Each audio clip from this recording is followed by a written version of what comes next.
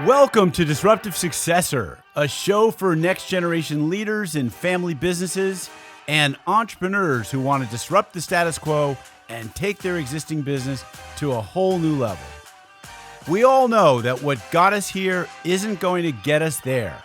This show will provide inspiration, advice, and resources to help you create massive impact.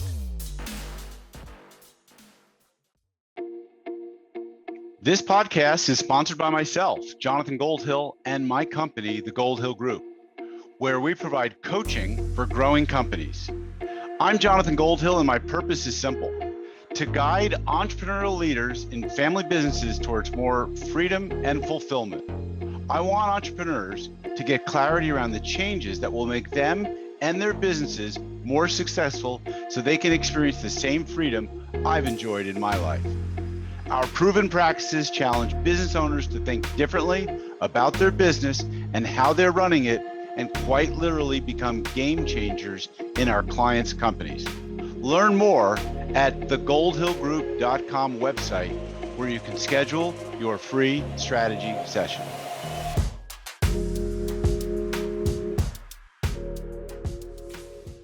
Hi, it's Jonathan Goldhill, and welcome back to another episode of the Disruptive Successor Show. You know, one of the biggest challenges for small businesses is thriving in a rapidly changing retail landscape. Competing with big box stores and e-commerce giants means adapting through technology while also preserving an authentic family legacy and cultural experience. In 1979, Andrew Morris arrived in New York as a young dreamer from Jamaica with just $50 in his pocket and a determination to build something meaningful. He built a career in publishing, earned an MBA from Columbia, and then took a huge leap of faith, quitting his job to start a business he had zero experience in. In 1993, he founded and named in honor of his wife, Jean's late father, Sam's Caribbean Marketplace in West Hempstead, New York, has grown from a small family-run grocery store into a Caribbean food superstore and cultural landmark. From baking 70,000 patties a year in a $200 oven to rolling out new AI-powered delivery services where customers within 100 miles can get their favorite Caribbean groceries and meals delivered same day. Andrew and his family have built something truly special, offering their delivery services to loved ones in Jamaica and across Long Island. If you are in the market for Caribbean condiments or sauces, curry powder, fish product, hot pepper sauces, or more unusual Caribbean herbs and spices like sorrel, or products for relief from diabetes and hypertension or fevers, Sam has it all. Having a brother who's raised his family in the Caribbean on the Spice Island, this is something close to my heart, and I welcome Sam to my show today. I welcome Sam's, to my show today, and I welcome you, Andrew, as Sam's representative and founder. Thanks so much for being here. Thank you, Jonathan. It's a pleasure. And I tell you, I'm widely known as Sam. So please feel free to call me Sam or Andrew. It doesn't matter. The last 32 years. Right? It's like synonymous because it's like you are Sam's. I am Sam now. and Sam was your late wife's father, and he was really special to you, I take it. Yes. And we were looking for a name for the company. And one day he went to work just around the time we were setting up the structure of the company.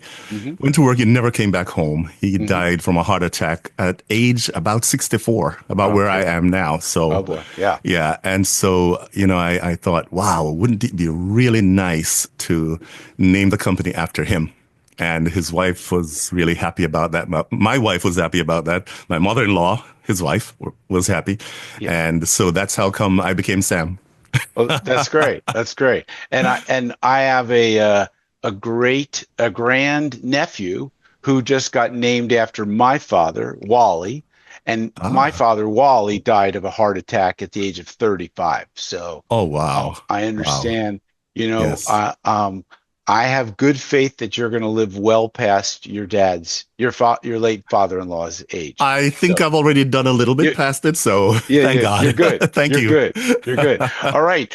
So, so what was it? You know, you got an MBA, you had these skills, like, and you started and you wanted to go back to your roots.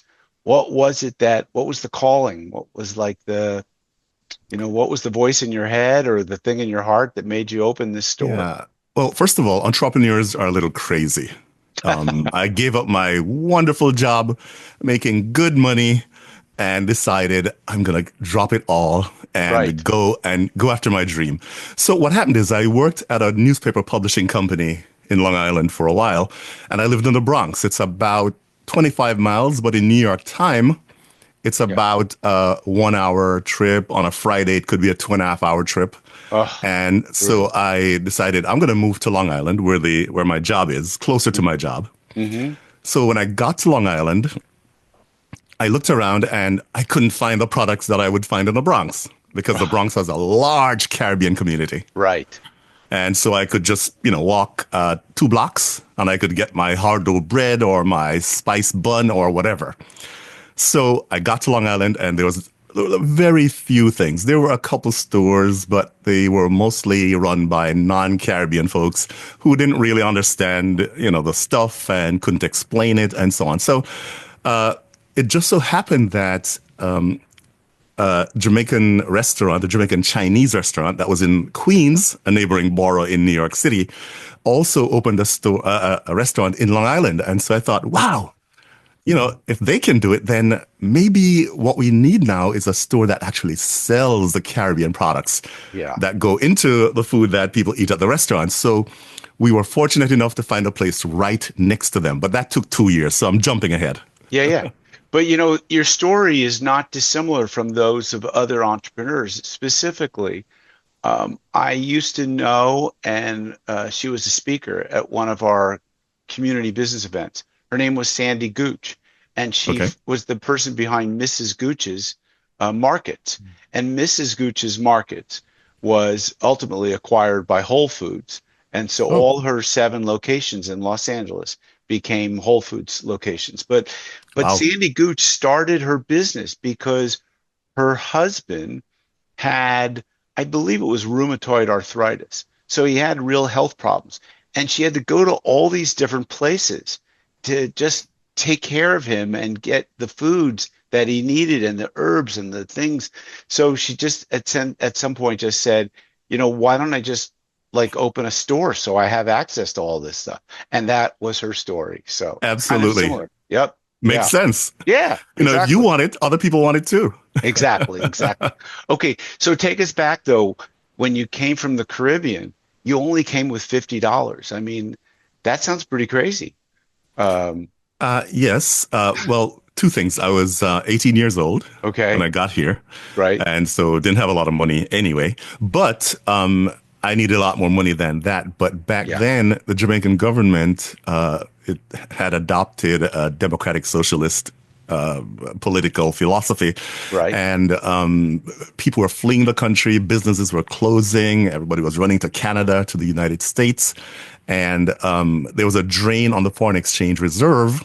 So the government decided, we can't allow this to keep happening. So they said, all right, if you're leaving, you got $50. Wow. Wow. And so people were smuggling money out in toothpaste tubes and I'm in their sure. shoe, on the soles of their shoes and whatever they could do. But yeah, I Right. came with $50 right Wow. out of high school. Yeah. It's often told to me by folks of my ancestry who are Jewish that they came out of Europe or they came out of the Middle East and they came with, such limited funds. But I think some of them, at least the ones who landed in Beverly Hills and seemed to do quite well, they must have lined their pockets with diamonds and jewels and other really valuable things that they could sell because The inner pocket, yes. yeah, it seems too hard to come with so little. So um, now, this is like we're looking at your store for those who are looking on YouTube. It looks like it's got a tremendous number of SKUs, which is a term for stock keeping units. like you have a lot of different things. And is most of your stuff coming from the Caribbean, or is most of it made locally, but is of a Caribbean like recipe? Tell us a little bit about Most of it comes from the Caribbean. it does. Jamaica, Trinidad, Barbados, Guyana. Right. Guyana isn't really Caribbean, but Right. the culture is Caribbean. St. Vincent, St. Lucia, throughout the Caribbean. But yes, And, I would say probably 75% is and from the Caribbean. And then okay, some stuff that are made here, like the perishable stuff, like the bread and the buns and so on. of Those things, course. they don't last very long. So those are made here. But yes, Right. most of it comes from the Caribbean. Not directly because we buy from wholesalers and Yes. distributors, but Yes. yes. Okay. And let's not forget the spice aisle, Grenada, which is where my Great. brother I'm and his sorry. family Yes. lives, of course, right? It's just Yes. known as the Yes. And spice aisle. Antigua. And Yes. yeah, of course. All right. And so you have family in the business that's working in the company, correct? Yes. And My daughter is my right hand. and She does a lot of things.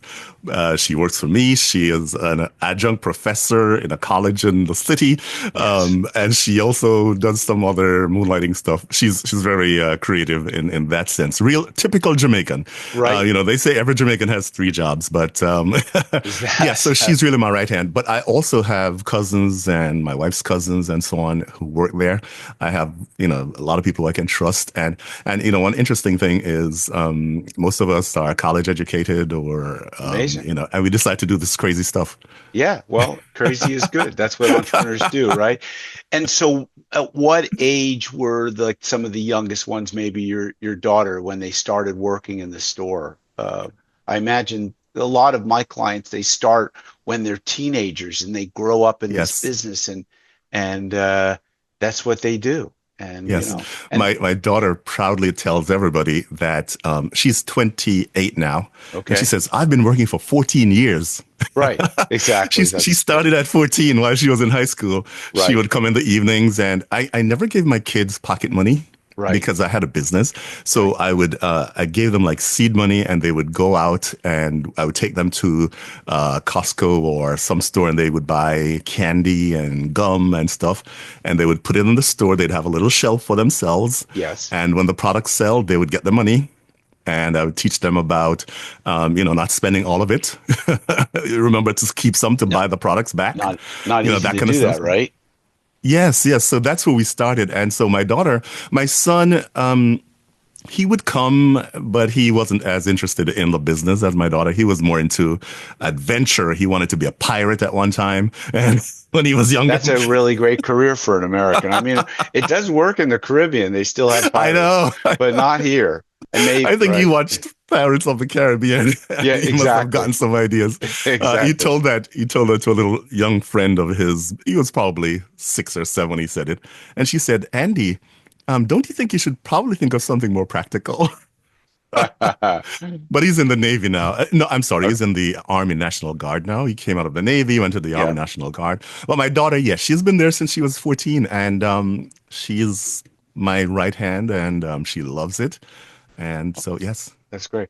Well, I won't ask you to take a bet as to whether Andy is going to join the business because that'll put you on the spot. But Andy, if you're hearing this, let me tell you there's a 50% chance in my mind, and that's not research, that's just anecdote, that you will join the family business because you'll see an opportunity that um, either is better or a way to make this business better, or you'll just want to help the family. So just I think so keep, too. keep that in mind. You know, Yes. you can't run Navy ships for the rest of your life. Those are big boy toys. But so, Yes. all right. So let's talk about the community and what it was like, because I'm guessing that there's a strong community that comes and buys from you and your stores, and it gradually built over time. And I just, when I go on your website, and I encourage people to go to Sam's 247, as in 247.com, and Correct. look at Sam's Caribbean Marketplace. The front fold of the website is people dancing with music, wearing Caribbean, colors, the Jamaican red, gold, and green. it's very authentic, and you can feel like there's a community around you. So, what was the experience of building community like for your business, Andrew? Uh, it's a little tricky question because I'm going to get a little controversial maybe. But Okay. one of the things is that in the Caribbean, um, we we in when I was growing up, a lot of businesses were run by people who had migrated from China. Mm. And then their kids were Jamaicans and the kids would take over and so on. And so Jamaicans have this tendency of calling any person from China Mr. Chin or Miss Chin. It doesn't matter what their name is. It's just Miss Chin and Mr. Chin. Well, and by the way, if I could just interrupt, when you Sure. said earlier that someone opened up a Chinese Jamaican restaurant, I thought, did he just say that? Because Yes, I that did. just didn't make any sense to me. So, okay. And that I, person was Jamaican. yeah, okay, yeah, I get Yes. it. Now I understand that they're coming, Yes. they're not like where my brother's island, they're all West Indian. That means they might come from Scotland or they might come from just other parts of the world. So Yes. interesting. Okay, go Yes. ahead. Continue. So you grow up seeing that happening. And then Yeah, here in New York, yeah. uh, a lot of the stores that sell Caribbean products are run by Asians Oh also. my And so gosh. people come with the same mentality that Mr. Chin, Mr. Chin. And funny enough, the Asians here are Koreans, but we still call them Mr. Chin. I've never met a Korean whose name was Chin, but for Jamaicans, it's Right. Mr. Chin and Oh Miss my Chin. It God. doesn't matter. Okay. We don't care. Okay. So for me to come in and start a business, it was a little tricky because uh, Caribbean people weren't really used to seeing, and again, like I said, it's a little controversial, but it's true. Right. Right. Someone, a black person, Right. running a business. So I had a friend who's half Chinese, and he would come to the store and he would hang out with me back in the early days. And people would come and they would see me and they would see him and they would go to him to ask him, do you That's sell this? Do you sell that? Then he would send them back to me.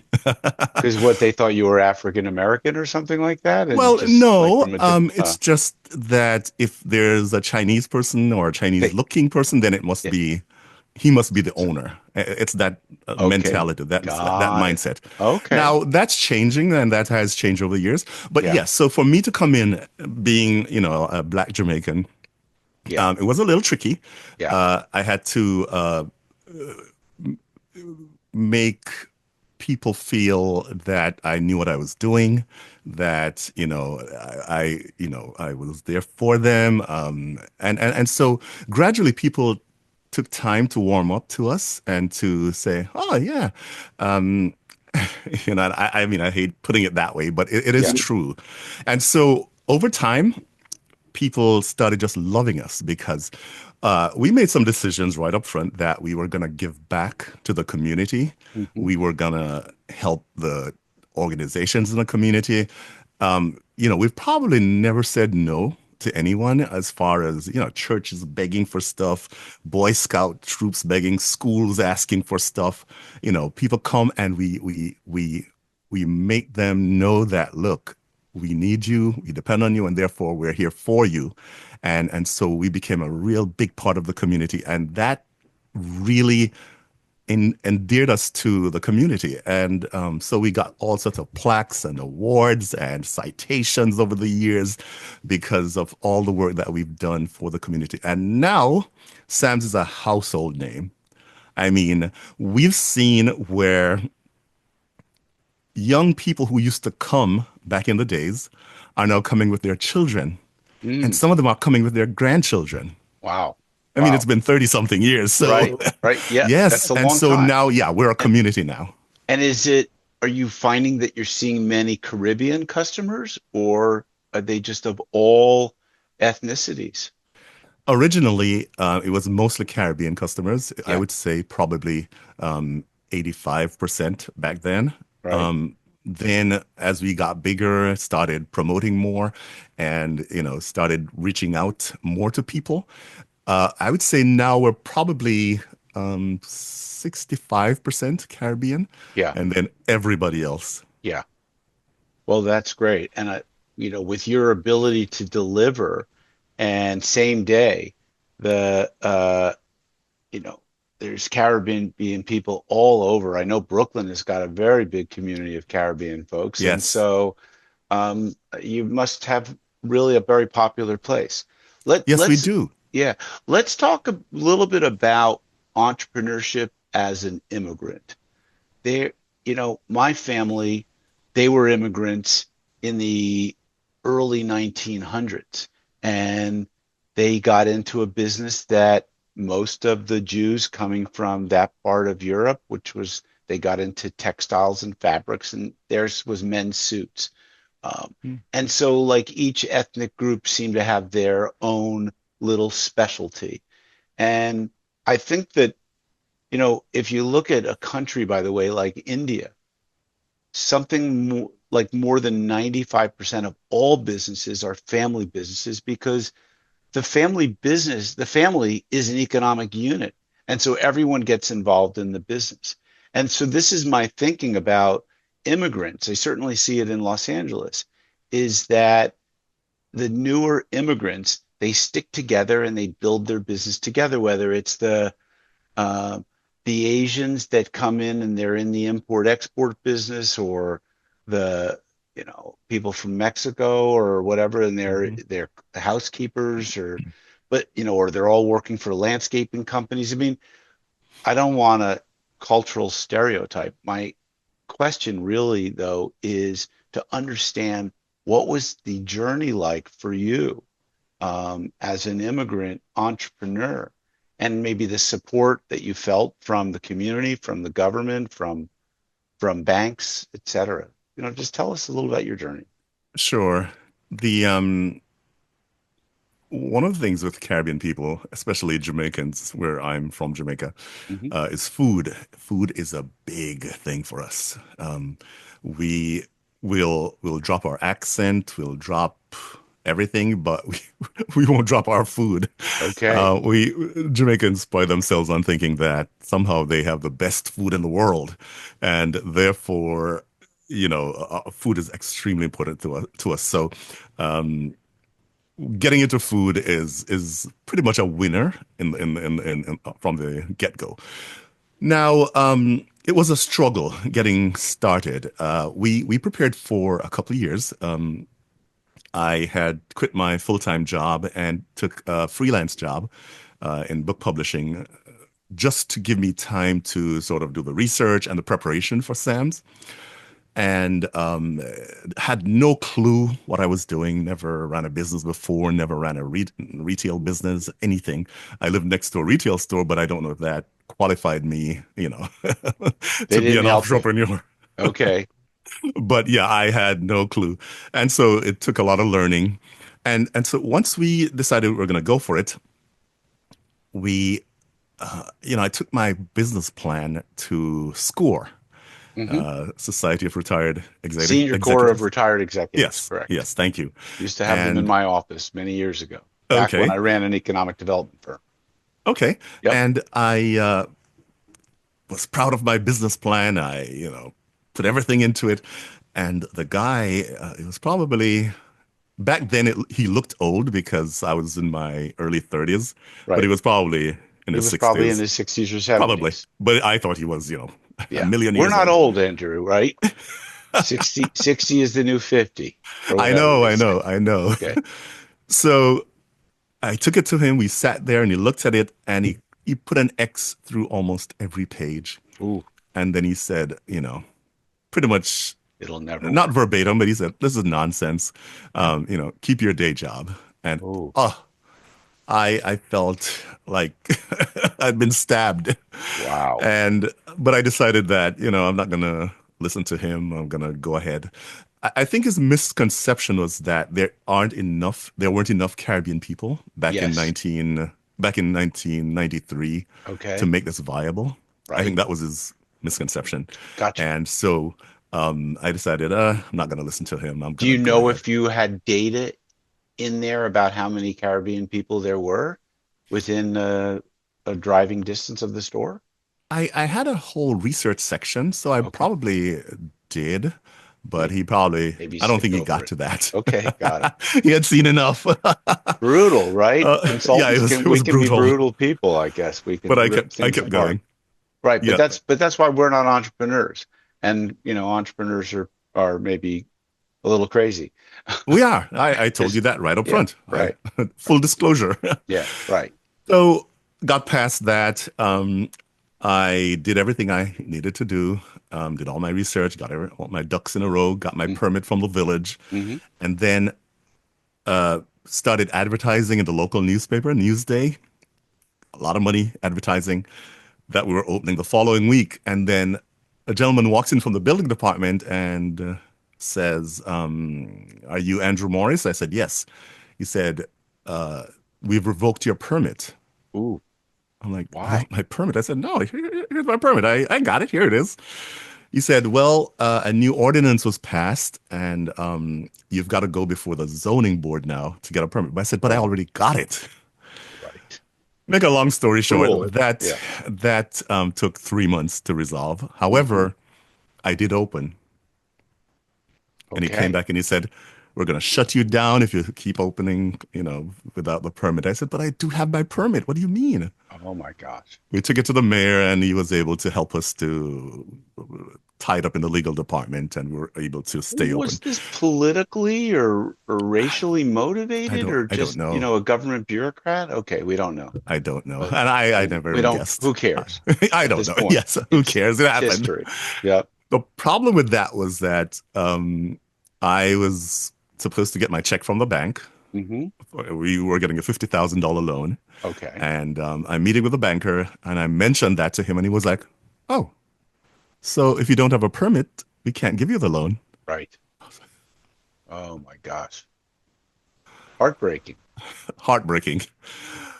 We opened and we limped along, and Without the bank loan. without the bank loan. And within 3 months, the whole thing was resolved and we Okay. got the loan. But by then we were so deep, but we pulled ourselves out over time.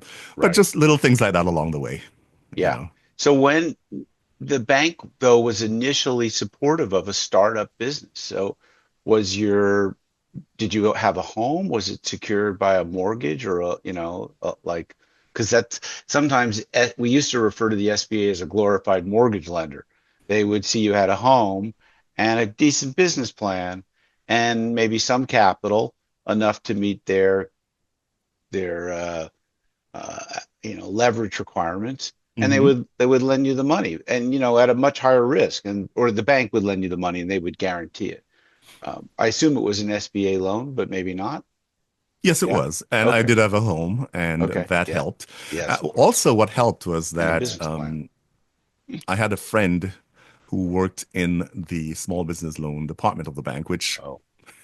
we went to school together. We used to chat a couple times a week, and I Hmm. never thought of asking her because I knew she worked in a bank, but sometimes the answer is right in front of you and you don't Yeah. see it. Yeah. And one day I mentioned to her that, I was looking for a loan, a small business loan. She said, "Why don't you ask me?" I said, "What do you mean?" She said, "I work in the small business loan department." Oh, that's great. That's So she great. said, "Send me your business plan." I gave her my business plan. She put it on her boss's desk, and the loan was approved.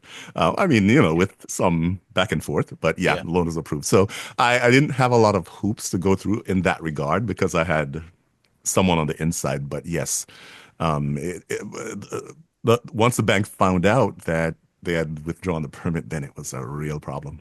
Bet. Really tough. Yes. I bet along the way you've encountered some other really significant obstacles. So, as I alluded to in the beginning part of the show, larger stores, Amazon, e-commerce giants like Amazon, Walmart. I mean, I can't imagine that they're selling too much overlap of what you're selling, but is that like, what are you up against with the big box stores and the big e-commerce giants, and how are you navigating through that? Back in 2004, we launched one of the first Caribbean owned websites, Hmm. which we were promoting our products online. Nobody else. You had a few other stores who were doing it. They were selling maybe six products. We went on with hundreds of products. People could get, all sorts of ethnic stuff online at the Right, time. right. When you did a Google search for any Caribbean product back then, guess who would show up? You guys. Sams247.com. It's great. That was Awesome. 22 years ago. Yes. Do And the same thing today. yes. You're going to see eBay. You're going to see Amazon 100 times. You're Ooh. going to see Instacart. You're going to see DoorDash. You're going to see Grubhub. You're going to see Uber Eats, Oh, all selling the exact same products that we sell today. ouch. That's what we're up against. So you got really pushed to a back page, a second or third page. Yes.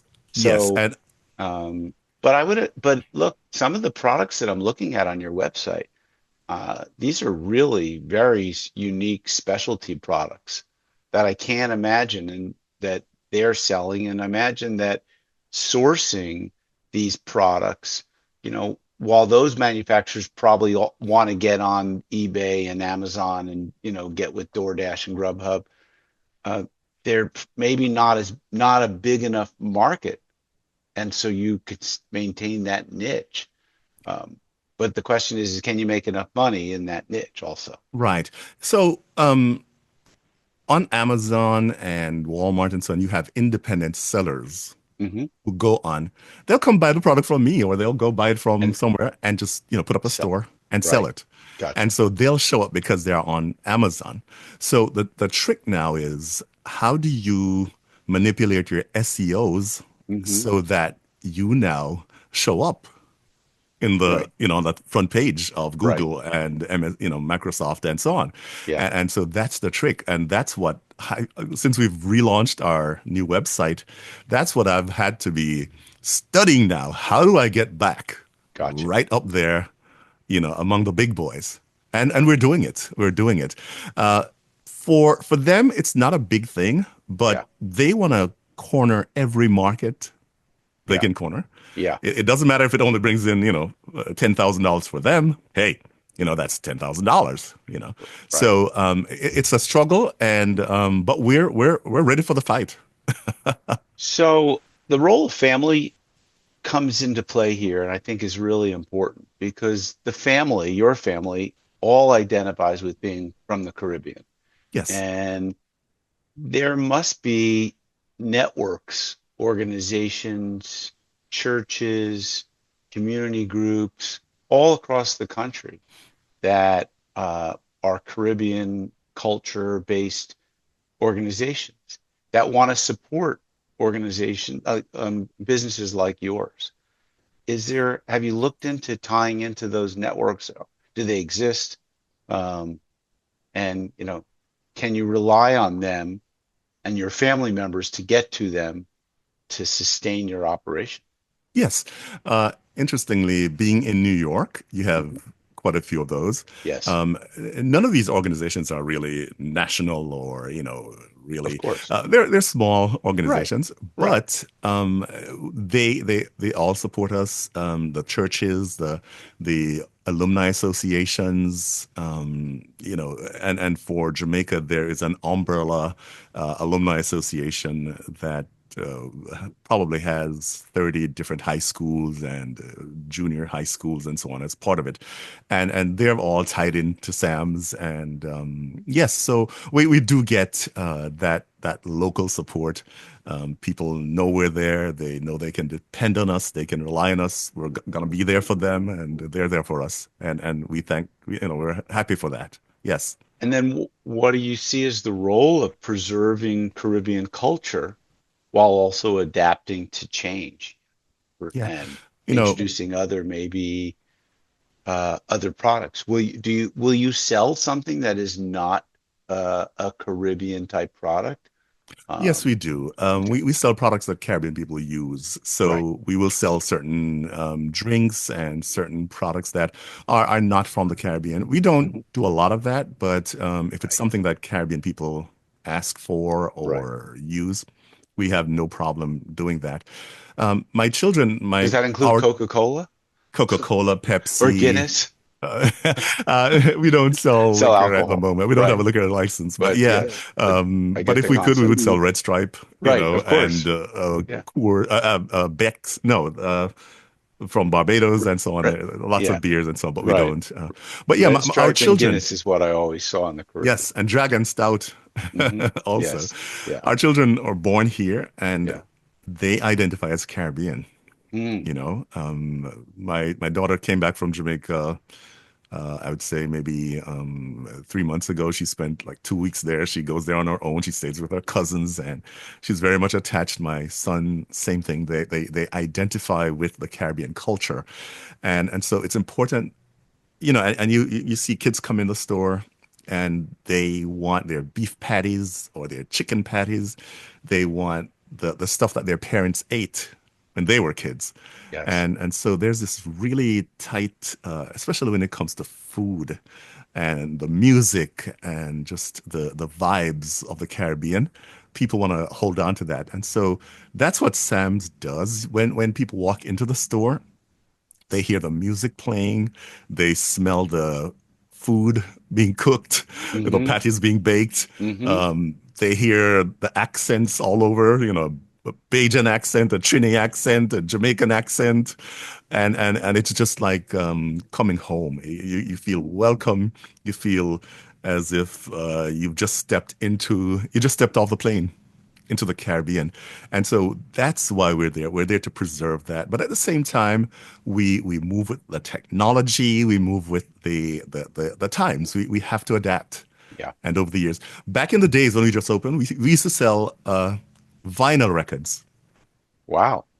Well, We that used to was a sell big vinyl hit, records. right? Okay. And then Reggae. quickly I mean, yeah. CDs came. Yeah. Okay. And then quickly CDs disappeared and now we sell no music whatsoever because there's Apple Store and Google Store, and Sure. so it's that kind But of you have reggae adaptation. music playing in the store, I hope. Reggae and soca and Okay. just Fantastic. Jamaicans and Caribbean people love soul music and Yeah. so on. So we play a Yeah. blend of music. And so you walk in and you're like, wow, I'm home. The Well, look, the feel, everything is there. you couldn't hear it, but my stomach was grumbling. But while you were talking about the food, my heart is definitely open, and you can tell I'm not from where you're from because I pronounced the Caribbean wrong. So, Uh, well, it's optional. okay, Some people say Caribbean, some say yeah, Caribbean. I okay, I've been used to saying Caribbean, so okay, all so right. feel Well, free. I was practicing.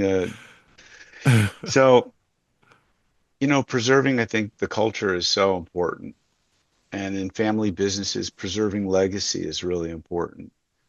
And as you are of my age, you're what we'd call a baby boomer from a Yes. certain generation. And from our generation, we're usually looking at the millennial generation, typically our kids, and maybe even Gen Z if we had kids later. And we're Mhm. looking at them as the next generation of leader in our business. And I oftentimes refer to those who really want to 2 to 10x the business as a disruptive successor because they really want to explode it. And the truth is that the more family members that you have that come into the business and the more they grow older and have family, the more mouths there are to feed and more family members. So the business has to grow to support Yes. it. Is there a growth vision? Sometimes some of my clients have what we call big, hairy, audacious goals. And those are, you maybe have heard of the BHAG terminology, but those are things 10, 15, 30 years out. Is there is there a big growth plan or vision? And if so, do you see the next generation of leaders stepping into it? Yeah, one of the things we had choices in the past where we could have opened new stores, Hmm. but honestly, it finding managers and all that, I knew that would have been a little complicated. So Sure. we made a decision 20 years ago that we would go online. We would Hmm. sell online, and we were able to reach people all over the United States when we first established our website. We Hmm. That website brought in. I mean, I did it myself, and it looked terrible back then, but it was bringing in money, and Yeah. so. over time, that website just died. It just died a natural death, 20 years. And so we came up with this new website. And I think that's where we see the potential for massive growth coming because now we're back online again. We're getting delivery orders from Brooklyn. Brooklyn is 20, 25, 30 miles, depending on where in Brooklyn. Yeah, People are yeah, calling for delivery. We're yeah, getting delivery from Suffolk, which is another neighboring yep. community, which is dozens of miles away from us. We're getting orders again from Florida and Ohio and all over the country, and soon we'll be back all over the world. And so we really think that it's the low cost way of for us to really reach out and expand. And we have a really good crew in the shipping department who, as soon as the products are ordered, they jump on it, get it out the same day. Um, and so we're really looking at that. Now I'm leaving it up to the children basically to take it from that point on. But I know that when I back out of the business, I'm going to leave them with a really valuable tool in that website. If, as you said, it's a beautiful website, Right. if I may say so myself. And I I think it's think great. Yeah. that is where I see the real future of the business going. More and more of the business going onto the website and people ordering from just all over. But other than that, we're looking at, of course, expanding. Right now, the past year was quite slow for us, and the beginning of this year, uh, not sure what it was, but we are taking all sorts of measures. We're doing promotions. We're promoting online. We're doing, we have a texting system that we've come up with recently where we can reach customers right on their phones, telling them, we have this special going, we have that going. The response has been great. And so we're using technology left, right, and center. In fact, when we just started, we were the only Caribbean store around back then that had barcode scanners and computers for cash registers. Mm, wow. That's how we started. We started with a lot of things that people were like, wow, you scan products? They never saw that before. And so we've always been using technology. We started in Jamaica, the delivery service in Jamaica. One day my daughter came in and said, Dad, do we deliver to Jamaica? I said, no, not really, because, a lot of the products are from Jamaica. Yeah. She said, well, a customer asked, and why aren't we delivering to Jamaica? I'm like, but she said, no, we should deliver to Jamaica. So I thought about it. And And Jamaicans here send a lot of money back to support their family yes, back home. yes. And so I thought, why don't they send food to support their family back home? So we partnered with two companies in Jamaica. We partnered with a wholesale company and we Hmm. partnered with a delivery company. And we would get the orders. They would do the fulfillment. And we were basically an agent and we started delivering to Jamaica. And now if you Google grocery delivers to Jamaica, you're going to see Bread and Butter Express pop up. That's one of our websites. That's great. Now, how do you do your local delivery, by the way? And how did you It's a settle? partnership.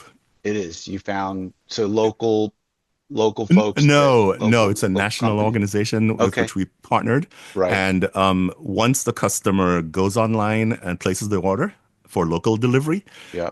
it automatically goes to them, and then they send a driver. And Okay. That's if the great. customer calls, we go on their dashboard and we place the order on their dashboard, assign a company to pick up, and yes, Well, and I think the two foods that most people think of are sugar and spices from the Caribbean, but also rum, which are yes, the two, sugar and spices being the two main ingredients they come in from making rum. they come Rum from comes rum. from them. Yeah. And yeah, I once ran into the Ministry of Rum, a guy who owns that brand. But I would imagine that I don't think rum has really ever taken off in the United States like tequila or like vodka. But I would imagine that if there is a resurgence in alcohol consumption, that Mhm. rum is not far behind. And so I wonder if you've thought about getting involved, at least in partnership with the distribution of things like rum or, taking orders Yeah. for specialty, We do deliver Caribbean. alcohol in Jamaica, a Yeah, partnership in Jamaica, but not here. right. Uh, Two things. One, as a retail store, we could only sell beer or Yes. wine. Yes. We, if we even got a liquor license, we Sure. couldn't sell strong liquor like rum because that's just for liquor stores in New Right. York. In New In New York. York. In New Correct. York, yes. Right. I know in Florida and so on, it's different. You Yeah. walk In into the California, supermarkets and you see. you can buy everything, Right, everything. right, right. Right. So we couldn't sell rum, but that I think would be a big thing. And I read an article last week where they were saying that with the new tariffs, rum has become very popular. Yeah. I'm People not can't find surprised. rum anymore. Yeah, there you go. And so Yeah. that's the one thing. Okay. Um, I have a quick question and I have a quick answer. What's your favorite product in your store? Whoa. And I would say the meals that we sell, okay. the curried goat, the oxtail, Ooh, the ooh. food is just delicious, and people come from far and wide for the Oh, food. I bet. I I bet. like so many things. I don't know where to I, start, but all the right. Well, food I'm just is looking on your great. website and I'm thinking of what's not perishable that could be easily shipped and would be something I always enjoyed. And that's Oh, the sauces. One of Angostura these bitters was also one of the my, sauces. If yeah. you're into spices, hot Yes. sauces, Yep. the sauces, those are great. Yeah. The crackers, Well, I some of think those are of really like nice. jerk Yes. chicken is coming from the Caribbean or Well, curried we make goat. it here. You make it We there. Yeah. using the sauces, I mean the seasonings from the Caribbean, yes, Yeah. and we make our own seasonings also. Yeah. Yes. Well, folks, we're recording this about my lunchtime, so we've devolved into like a conversation about food. But I think it's great, and that you set out to do this. You experience setbacks along the way. You never look back, I hope, at publishing or, the newspaper business. And here you are sitting with an MBA from Columbia, and was it useful? And I bet it was in some ways. Not to knock Columbia, Well, or uh, MBAs. Colombia was great. Yes. Just for what I'm doing, Yeah. I probably could have done Didn't without it, but didn't need it at all. it helped with the mindset and so on. But Yeah. yes, it was back then. I was paying $8,000 per semester, and I thought, oh my God, this is expensive. I know, right? It's probably 15 times that now I'm sure it is. per I'm sure. year. Yeah. Well, Andrew, it was great having you on the show and talking about your business. And I want to encourage people to check out sams247.com. And if you're in West Hempstead, go visit Sam's Caribbean Marketplace. Any final thoughts you want to share with our audience? Just we've been around for 31, going 32 years, and we couldn't have done it without wonderful employees. Over the years, we've had some really good people and some terrific customers. I Yesterday a customer walked in. Uh, I hadn't seen her in about 10 years. And she said, I'm busy. I said, how's your mom? She said, oh, she's outside. I ran outside. Mom couldn't believe I hadn't seen mom in about 15 years. She was like, oh my God, I'm so happy to see you. We go to funerals. We're really community oriented, and we just love our customers. We love our employees, and we thank them all. And I thank you so much, Jonathan, And for having me on. I've really enjoyed this chat. well, and that is the Caribbean culture summed up right there in that little story. Thank you. Um, People dropping over to have a beer or to share some food, and it's very family and community oriented. So, hey, folks, if you enjoyed this show, give us a high five. Give Andrew a high five. This was his first podcast, Yes, and Andrew did I a was a great virgin. job. Yep, you were a virgin, and you no longer are. He's got a No. great setup. Um, Thank you very much, Andrew, for being on the show. Folks, thank you for listening to the show. Stay tuned for future episodes of the Disruptive Successor Show. And don't forget, give us a good rating and review on your podcast listening application of choice. This podcast is sponsored by myself, Jonathan Goldhill, and my company, the Goldhill Group, where we provide coaching for growing companies. I'm Jonathan Goldhill, and my purpose is simple: to guide entrepreneurial leaders in family businesses towards more freedom and fulfillment. I want entrepreneurs to get clarity around the changes that will make them and their businesses more successful so they can experience the same freedom I've enjoyed in my life. Our proven practices challenge business owners to think differently about their business and how they're running it, and quite literally become game changers in our clients' companies. Learn more at thegoldhillgroup.com website, where you can schedule your free strategy session.